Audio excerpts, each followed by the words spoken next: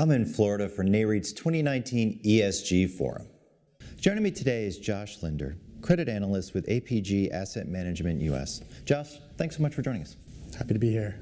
Now, how does APG integrate sustainability into its investment process? As a leading long-term responsible investor, sustainability is a core part of our investment decision-making process across asset classes.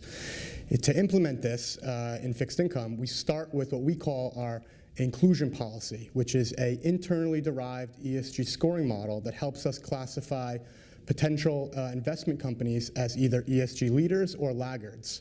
And this helps us identify companies that we feel are properly addressing and managing ESG risks and opportunities that are most relevant in their business.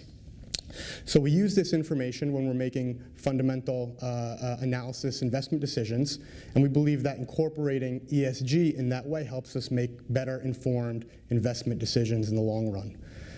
But importantly, we're actually not prohibiting ourselves from investing in laggards. On the contrary, if we feel a company that's a laggard represents a strong investment opportunity, we will still invest, but instead choose to engage instead and help and work with that company to improve their ESG profile, to meet our standards, and hopefully benefit financially from that along the way as an investor. What ESG data sources do you use, and what additional data would you like to see from companies in terms of impact reporting? So the primary data source in our internal ESG scoring models is really Sustainalytics. We complement that with MSCI data. And on the equity side, I know that GRESB is very important and is the primary data source that they rely on. On the fixed income side, we look at all three data sources, including the output from our own internal ESG scoring model. But with respect to green bonds in particular, we're less focused on the data and more focused on the specific use of proceeds from the green bond and whether the green bond framework aligns with the green bond principles and meets our standards and guidelines. We'll then supplement that with our own analysis of whether or not we feel the company is complementing this green bond issuance with a broader and more comprehensive sustainability effort. So if I could point to what type of data we'd like to see going forward, I'd say two things. I'd say more granular impact reporting with respect to the green bond, and this will help us better communicate the impact that we're financing through our investments to our clients.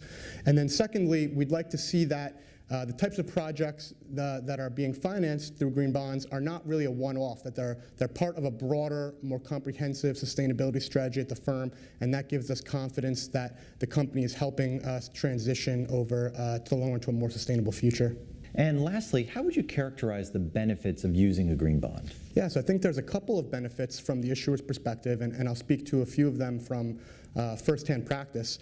I think first and most important is that issuing a green bond does have the effect of increasing investor diversification and broadening the investor base. When a company issues a green bond, we're always going to take a look at that issue.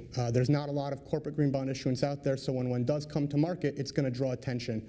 We might not ultimately invest in it, but we're going to do our due diligence, and that has the effect of putting that company on our radar and gets us more familiar with the credit for future issuance, either green or non-green. So it does have the effect of broadening the investor base.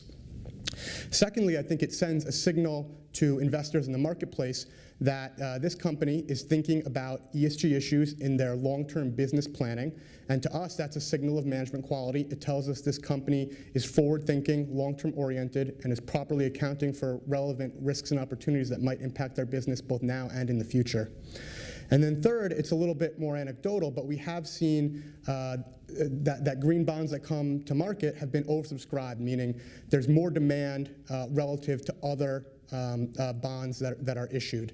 And while this might not always translate into a pricing benefit, it might be beneficial for issuers in allowing them to come to market with a bond during more turbulent market times. Great. Josh, thank you so much for joining us. Great. Thank you for having me.